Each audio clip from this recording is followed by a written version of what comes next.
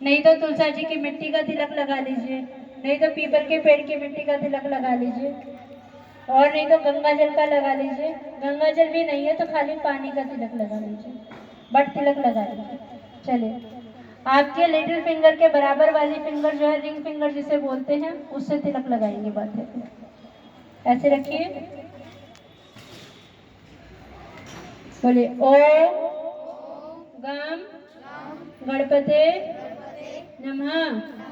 ओम गम गणपते नमः। ओम गम गणपते नमः।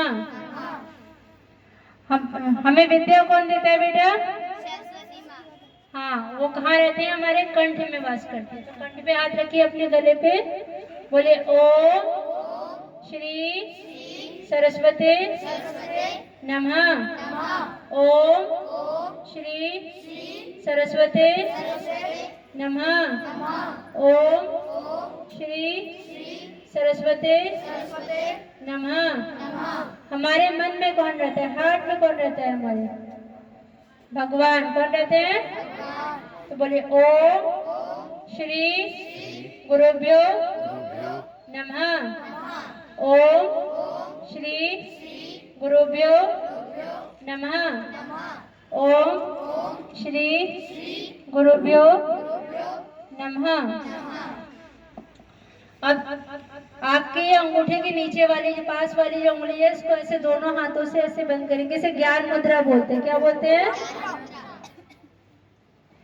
इसे करने से हमारी बुद्धि का विकास होता है। आईज क्लोज करेंगे सभी, गहरा श्वास। हरि ओम।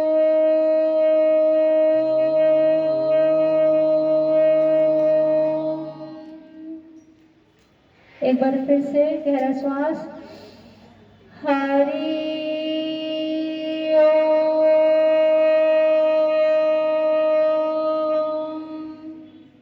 एक बार फिर से हरि ओम। हाथ जोड़ेंगे, प्रार्थना करेंगे।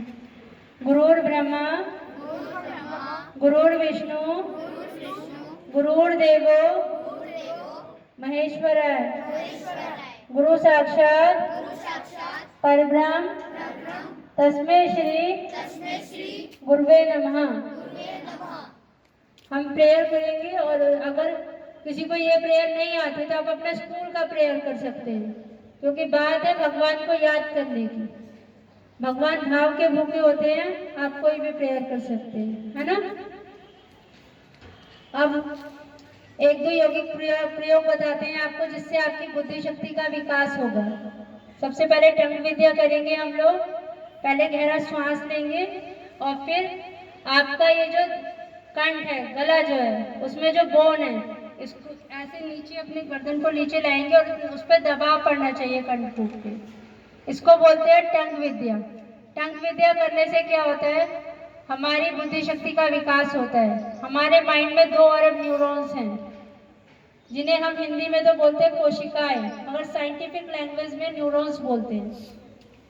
अगर किसी का एक न्यूरॉन भी विकसित हो जाता है तो बहुत ऊंचाई को पा लेता है। आपने देखा होगा, बड़े बड़े साइंटिस्ट हैं, बड़े बड़े संत हैं, उनका कोई ना कोई न्यूरॉन विकसित हो गया है, इसीलिए वो बहुत ऊंचाई पे पहुंच गए हैं, है ना। चलिए टंग विद्या करते हैं। गहरा श्वास लीजिए बेटा।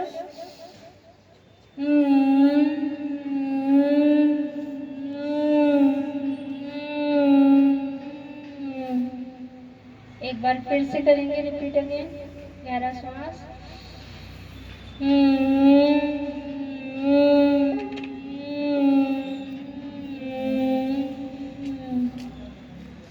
अगर जब आप पौधों में पानी देते हैं, प्लांट्स में पानी देते हैं, अगर पाइप मुड़ा हुआ होता है तो पाइप निकल जाता है ना। उसी तरह हमारे माइंड में नसों के गुच्छे बने हुए होते हैं। जब हम ये टंग विद्या को करते हैं तो वो मसल्स खुलते हैं और हमारा माइंड शार्पली वर्क करता है, और हमें अच्छे से पढ़ा हुआ समझ आता है। कभी भी आप पढ़ने बैठिए तो क्या करिए, जीभ को तालू में लगा लीजिए। आपकी जो टंग है उसके ऊपर लगा लीजिए, माउथ के ऊपरी हिस्से में लगाइए ऐसे, और फिर मुंह बंद कर लीजिए और बुक को सामने रख के बिल्कुल एकाग्रता से पढ़िए। ये नहीं आपने लगाया और आप इधर देखें उधर देखें, नहीं, बिल्कुल एकाग्र होकर पढ़िए। तो जैसे आप मोबाइल में वीडियो सेव करते हैं ना अपने देखने के लिए, सेम वैसे ही आपका पढ़ा हुआ आपके माइंड में सेव हो जाएगा, आप कभी नहीं भूलेंगे उसको। इसलिए अच्छा पढ़िए। और टीचर जब क्लासेस लेती हैं तो उस समय में आप जिन तालों में लगा के बैठिए, उनकी बात को ध्यान से सुनिए, तो आप कभी नहीं भूलेंगे। अगर बच्चा घर जाके टीचर ने जो क्लास में पढ़ाया वही घर जाके पढ़ता है तो उसे किसी ट्यूशन की जरूरत नहीं होती किसी भी बच्चे को, अगर वो टीचर का पढ़ाया हुआ ध्यान से सुने और घर जाके रिवाइज करे तो। ये बहुत बड़ा फैक्ट है। चलिए अब भ्रामरी प्राणायाम करेंगे। टंग विद्या कितनी बार करनी है? 2 बार, है ना। अब भ्रामरी प्राणायाम करेंगे। पहले गहरा श्वास लेंगे, फिर दोनों कानों में फिंगर्स डाल के जैसे भंवरा गुंजन करता है वैसे गुंजन करेंगे हम लोग।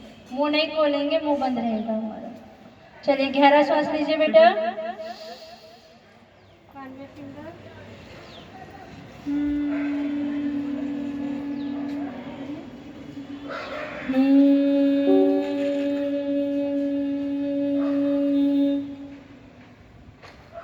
जितनी देर श्वास अंदर रहती है उतनी देर ही गुंजन होता है।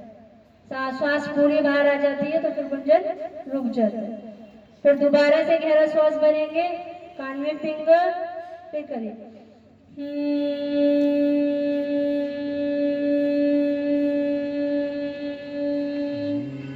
ठीक। इसको कितनी बार करना है? 5 बार। हैंड्स डाउन कर लीजिए बेटा। कितनी बार करना है? कोई ज्यादा टाइम नहीं लगता है। आप सुबह उठिए, फ्रेश होइए, फ्रेश होने के बाद आप चाहे नहा के कर लीजिए चाहे बिना नहाए कर लीजिए, 5 मिनट लगते हैं, कोई ज्यादा टाइम नहीं लगेगा। आप उसको करेंगे मगर रेगुलर करिए। ऐसा नहीं कि आपने आज किया कल नहीं किया, कल किया परसों नहीं किया। अगर आपकी मम्मी गैस पे खाना बनाती है और बर्तन को बार बार उतार दे और रख दे तो खाना नहीं बनेगा ना। उसको भी एक सही आंच चाहिए, है ना, तब भोजन पकता है। जैसे एक छोटे से बीज को वृक्ष बनने में समय लगता है, वैसे ही अब आप इन प्रयोगों को करेंगे तो आपका धीरे धीरे आंतरिक शक्तियों का विकास होगा। और मैं चैलेंज के साथ कह सकती हूँ 110% आपको फायदा होगा ही होगा। ये सारे प्रयोग पुराने सनातन धर्म की जब शुरुआत हुई तब से ऋषि मुनि कर रहे हैं, इसीलिए वो इतनी ऊंचाई पर हैं। सभी शक्तियां हम लोगों के अंदर भी हैं, बस उन्हें जगाने की जरूरत है हमें।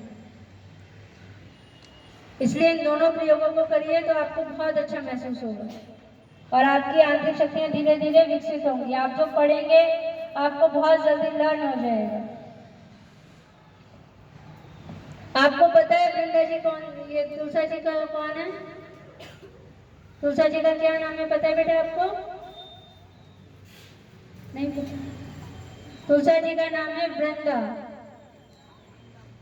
वृंदा एक जालंधर राक्षस की पत्नी थी, मगर उनका तपोबल इतना ऊंचा था कि जब वो पूजा में बैठती थी तो अपने साथ एक माला लेके बैठती थी और अपने जब तब से उसमें इतनी शक्ति भर देती थी, फिर वो माला पूजा के बाद वो अपने पति को पहना देती थी।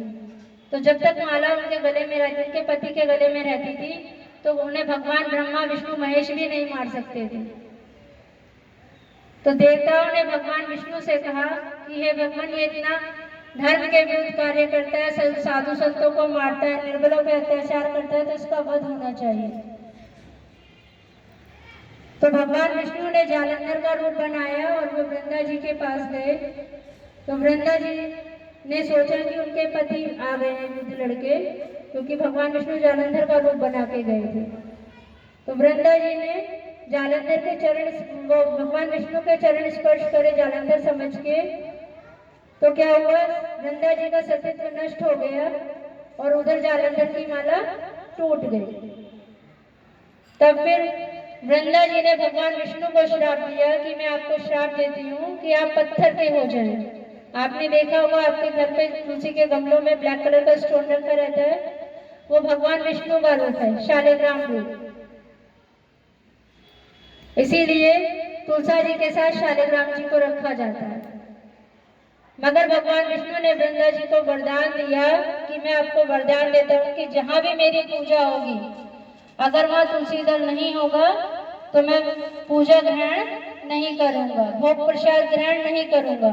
इसीलिए जब आप लोगों के घर में पूजा होती होगी तो तुलसा जी रखते हैं ना, इसीलिए रखते हैं।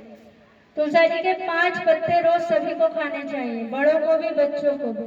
उससे हमारा इम्यूनिटी पावर बढ़ता है, बुद्धि शक्ति का विकास होता है हमारी। कैसे खाना है? तुलसा जी के 5 पत्ते लीजिए, उसका रोल बनाइए, मुंह में रखिए और पानी से सटक लीजिए, तो क्या होगा, वो अंदर चले जाएंगे और आप अंदर वर्क करेंगे, आपका इम्यूनिटी पावर बढ़ाएंगे, आपको बहुत सारी बीमारियों से बचाएंगे। तुलसा जी का रोज सेवन करने से कैंसर तक की बीमारी खत्म हो जाती है, बहुत फायदा होता है। तुलसा जी का पत्ता चबाना इसलिए नहीं चाहिए क्योंकि तुलसा जी में पारिया होता है जो हमारे दांतों को कमजोर कर देता है, दांतों और नसों को कमजोर कर देता है। अगर पत्ता फंसा रह जाता है ना दांतों में तो वो कमजोर कर देता है, इसलिए सीधे पानी से सटक लेना चाहिए। तुलसा जी की 108 परिक्रमा सोमवती अमावस्या के दिन लगाइए, सोमवार का दिन और अमावस्या तिथि हो तो तुलसा जी की 108 परिक्रमा लगाने से घर से दुख दरिद्रता खत्म हो जाती है। तुलसा जी के नीचे रोज दिया जलाने से घर में सुख शांति का वास होता है। तुलसा जी की लकड़ी की बनी हुई माला पहनने से, गरकंठ में धारण करने से हृदय रोग से रक्षा होती है और भी बहुत सारी बीमारियों से बचाव होता है। अगर किसी को नींद नहीं आती तो वो रात को 51 पत्ते तुलसा जी के अपने तकिए के नीचे रख ले तो उसे नींद आ जाती है। तुलसा जी के बहुत सारे फायदे हैं। अगर मैं आपको बोलूँ आप 1.25 ग्राम सोना दान कर दो तो आप कर सकते हो? नहीं कर सकते रोज, अभी सोना बहुत महंगा है, 10,000 से भी ज्यादा है ना। मगर तुलसा जी में रोज थोड़ा सा जल चढ़ाने से 1.25 ग्राम सोना दान करने का फल मिलता है हमें। तुलसा जी के खाली दर्शन मात्र से स्वर्ण दान का फल मिलता है। अगर किसी का शरीर शांत हो जाता, कहते हैं ना डेथ हो गई या गुजर गए, तो अगर आपके घर में तुलसा जी की सूखी लकड़ी है तो अंतिम यात्रा के लिए जब व्यक्ति को तैयार करते हैं तो उसके सीने पे तुलसा जी की सूखी लकड़ी रख दीजिए, तो उसके आगे की यात्रा सुगम हो जाएगी, उसके आगे की यात्रा के मार्ग में कोई बाधा नहीं आएगी, उसे यमराज के दूत लेने नहीं आएंगे, भगवान विष्णु के पार्षद लेने आएंगे। एक उसका सूखी लकड़ी का यूज ये कर सकते हैं, एक आप सूखी लकड़ी को तुलसा जी की उसके ऊपर कलावा लपेटिए और घी में डुबो के भगवान विष्णु की आरती कीजिए तो भी भगवान विष्णु को बहुत अच्छा लगता है। इसलिए तुलसा जी के फायदे बहुत हैं, सभी को यूज करना चाहिए। अब हम तुलसी पूजन करेंगे। तुलसी पूजन मैं आपको बताती हूँ कैसे करना है, फिर आप लोग करेंगे। सबसे पहले तुलसा जी के गमले को ऊंचे स्थान पर रखते हैं, फिर तुलसा जी में थोड़ा सा जल चढ़ाते हैं। जल चढ़ाने के बाद फिर तिलक लगाते हैं, चावल चढ़ाते हैं और फूल चढ़ाते हैं। उसके बाद दिया जला के भगवान तुलसा जी की आरती करेंगे, फिर परिक्रमा लगाएंगे, 7 परिक्रमा लगाते हैं, ठीक है। अब आप में से कोई भी 4-5 बच्चे आगे आ जाइए, शूज रिमूव करके आइए प्लीज।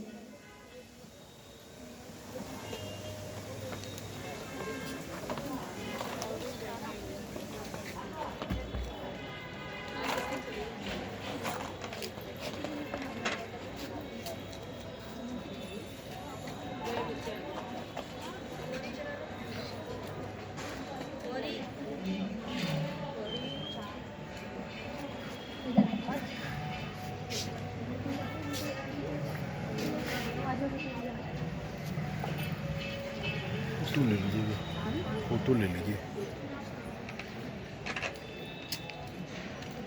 पूजा से पहले क्या करते हैं? सबसे पहले शंख बजाते हैं ना।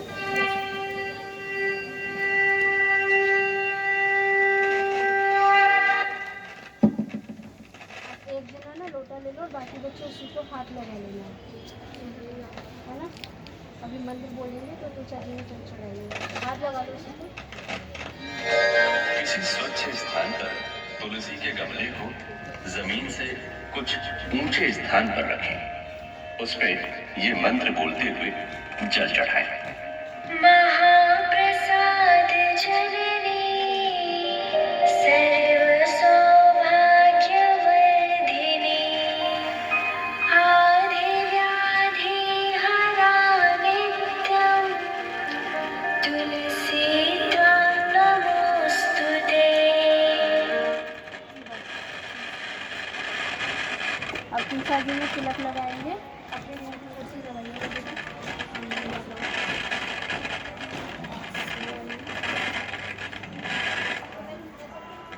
ओम श्री तुलसे नमः, ओम श्री वृंदाय नमः, ओम श्री हरिवल्लभाय नमः। ये तुलसानी को तिलक लगाने का मंत्र है। अब चावल चढ़ाएंगे, फूल चढ़ाएंगे,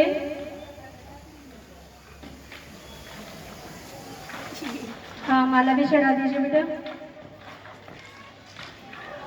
आराम से आराम से।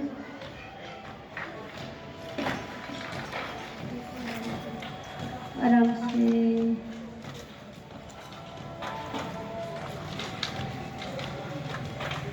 बिल्कुल। अब दिया जलाएंगे।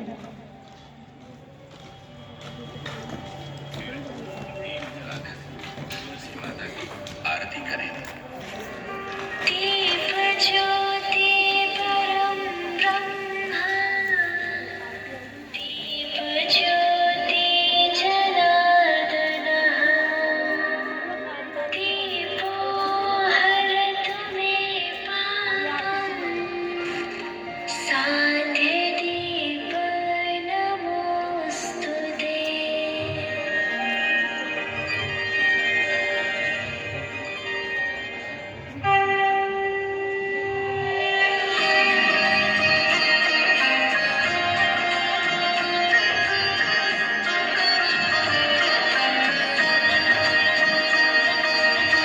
आरती श्री तुलसी माता की विष्णु प्रिया वृंदावनी जी की।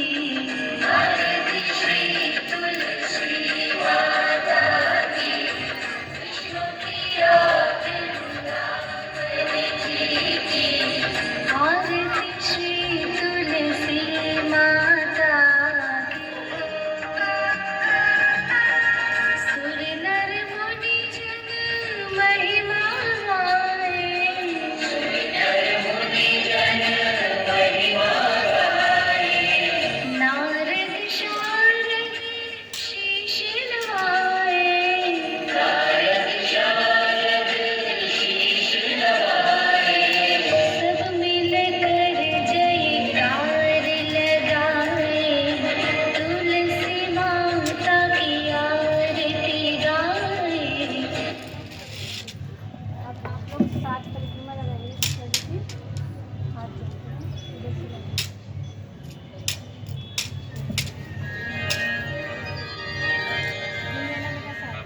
तुलसी माता की 7 परिक्रमा करें। यानि कानि च पापानि जन्मान्तरकृतानि च तानि सर्वाणि नश्यन्तु प्रदक्षिणा पदे पदे।